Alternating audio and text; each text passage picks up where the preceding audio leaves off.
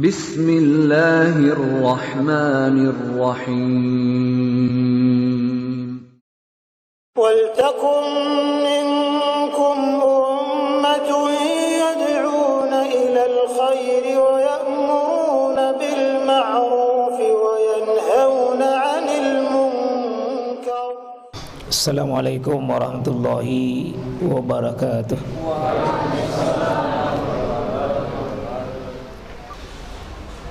Seorang dai bukan bercerita tentang pengalaman dirinya, enggak. 45 menit di atas mimbar tidak bawa dalil, tapi keluarganya dicerita. Tidak boleh. Ini baca kitab. Baca kitab. Pekerjaannya mubalik itu baca kitab. Maka tidak ada mubalik kehabisan bakal. Tidak ada kehabisan bahan, tidak ada. Karena ini ayat. Jadi ittabi'u man la yas'alukum ajra wa hum muhtadun. Ya. Yang kedua, di sini sebutkan perkataannya orang yang menyambut seruan ini. Jadi kita tidak boleh kecewa, Pak ya. Kalau kita ditolak, jangan kecewa. Karena bisa jadi ada sambutan nanti yang menerima yang sangat luar biasa. Nabi Ibrahim itu ditolak di Babilonia, di Irak. Tidak ada orang beriman. Tidak ada orang beriman. Satu-satunya beriman adalah istri beliau, adalah Siti Sarah. Tapi begitu beriman ini seorang wanita, keimanannya melebihi seluruh keimanan wanita pada zamannya.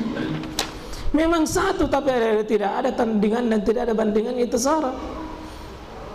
Memang satu yang beriman. Bapaknya usir Nabi Ibrahim, ya, ayahnya usir, keluarganya usir, bahkan berisiko dengan dibakar. Tapi dahsyatnya, Pak, apa penggantinya nanti? Ismail, Ishak. Dan keimanannya Ismail, Ishak yang menerima petunjuk ini tidak pernah dibayangkan oleh Ibrahim. Seperti apa keimanannya satu. Kalau kita ditolak, tidak ada masalah. Maka orang menerima seruan ini, wa ma liya la a'budul ladzi fatarani wa ilaihi turja'un. Ya, mengapa saya tidak menerima atau tidak beribadah kepada Allah itu? Siapa Allah ini? Dia katakan di sini adalah alladzi yang fatarani, yang telah menciptakan saya, wa ilaihi turja'un, dan kepadanya lah kalian dikembalikan. Ini orang menerima dakwah ini, Pak, luar biasa ini. Akidah yang pertama dia sampaikan kepada manusia adalah akidah tauhid rububiyah. Rububiyah itu adalah keyakinan tentang akidah yang paling mendasar, yakni tentang hak-hak khusus bagi Allah. Apa hak-hak khusus bagi Allah? Adalah hak yang tidak boleh dimiliki oleh makhluk. Apa itu? Hak fatarani, al-fitrah, al-fatir. Ada surah dalam Al-Quran namanya surah Fatir. Apa itu artinya?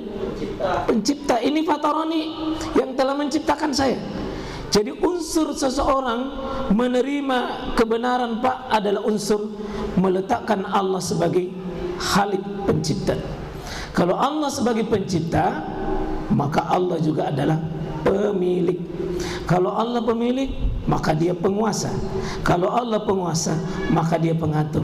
Dan inilah hak khusus Allah, yang biasa kita sebut dengan Alhamdulillahi Rabbil Alamin. Segala puji bagi Allah. Siapa Allah ini? Rabb. Siapa Rabb ini?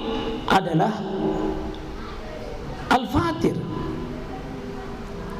Al-Malik, Al-Mudabbir. Jadi yang melekat bagi Allah itu ada satu, pencipta. Maka makhluk apa kalau pencipta? Kalau makhluk diciptakan. Kalau Allah sebagai sebagai Al-Malik, kita Al-Mulki, kita dimiliki. Kalau Allah sebagai Al-Mudabbir, ya, pengatur, maka kita diatur. Jadi Allah pencipta, kita Allah pemilik, kita dimiliki. Allah penguasa, Allah pengatur, Yang tidak mau diatur silakan jadi Tuhan. Begitu ya?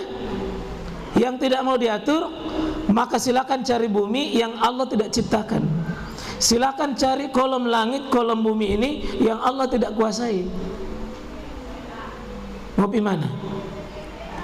Ini luar biasa perkataan Aqsal Madinah ini, rajulun Aqsal Madinah, orang yang lari menyambut seruan ya hidayah dan pembicaraan ini ya.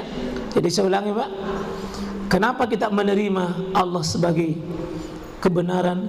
Karena Allah adalah satu-satunya pencipta, tidak ada pencipta kecuali Dia, tidak ada pemilik kecuali Dia, tidak ada penguasa kecuali Dia, tidak ada pemilik kecuali Dia, tidak ada pengatur kecuali Dia. Dan ini dasar tauhid, Pak. Kapan ini tidak kita lewati di sini, maka tauhid kita tidak akan pernah benar. Wa ma li ala a'budul ladzi fatarani wa ilaihi turja'un. Dan kepadanya lah engkau, kepadanya lah engkau dikembalikan. Ini apa? Keyakinan tentang adanya hari kiamat, tentang hari akhirat. Dan orang menerima kebenaran cuma dua intinya, Pak. Amanna billah wal yaumil akhir. Yakin sama Allah, yakin sama hari akhirat. 6 rukun iman, tapi intinya ada 2. Allah hari kiamat, Allah hari kiamat, Allah hari kiamat. Dan 2 ini yang paling berat diterima oleh orang-orang musyrik. 2 hal ini paling berat. Menerima Allah berarti harus menerima Rasul. Menerima Rasul harus menerima kitab. 2 hal ini paling benar, paling susah diterima orang-orang kafir dan orang-orang musyrik. Susah menerima hari kiamat karena dia beragama dengan akalnya, seolah-olah dia sudah mati selesai. Lalu coba lihat perkataannya, rajulun Aqsal Madinah, a'attakhizu min dunihi aliha. Apakah saya berhak mengambil selain dia sebagai aliha? Maksudnya ini, apakah layak saya mencari aliha? Apa itu aliha, Pak? Bukan tandingan. Nama lain daripada, nama jamak daripada ilah. Ilah jamaknya aliha. Aliha itu artinya apa? Tuhan. Tuhan. Jadi apakah saya layak mengambil Tuhan selain dia? Apakah saya layak mengambil Tuhan selain dia? Nah, jadi ingat tanda dipat di sini aliha, jamaknya dari apa? Mufradnya apa? Ilah. Apa itu ilah? Itulah Tuhan. Ya, sesembahan. Kita ucapkan apa kalimat dalam masuk Islam?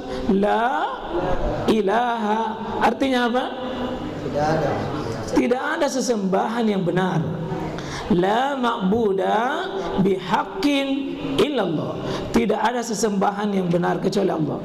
Kalau kita bersaksi tidak ada Tuhan selain Allah, Pak, itu masih bermasalah. Yang benar adalah la ma'buda bihaqqin illallah. Tidak ada sesembahan yang hak. Kalau disembah Tuhan atau bukan? Tuhan atau bukan kalau disembah? Tuhan, tapi gairu hak, tidak hak.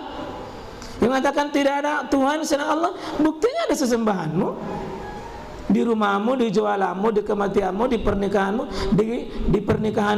di kuburan, di jualan, banyak sekali Tuhanmu. Itu Tuhan atau bukan, Pak? Tuhan, tapi namanya Tuhan batil.